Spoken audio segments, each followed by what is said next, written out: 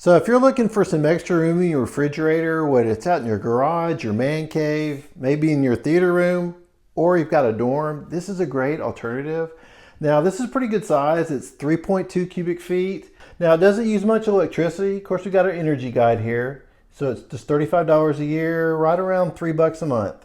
Also, we've got our manual here, but really it's pretty self-explanatory.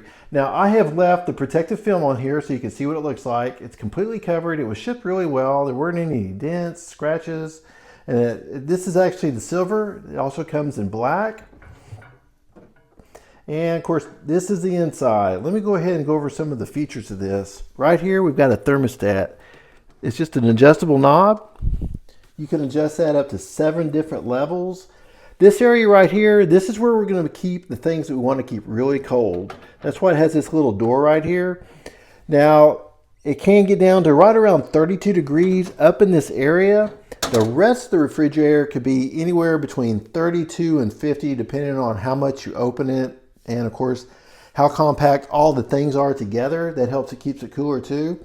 Now the shelves are all adjustable. The top shelf is actually plastic here, but the other 2 shelves are actually made of glass, which is pretty nice. You just kind of slide them on out. Got to push the door out just a little bit to go ahead and clear that. Of course, you can put these anywhere you need. So we got quite a bit of space all up through here.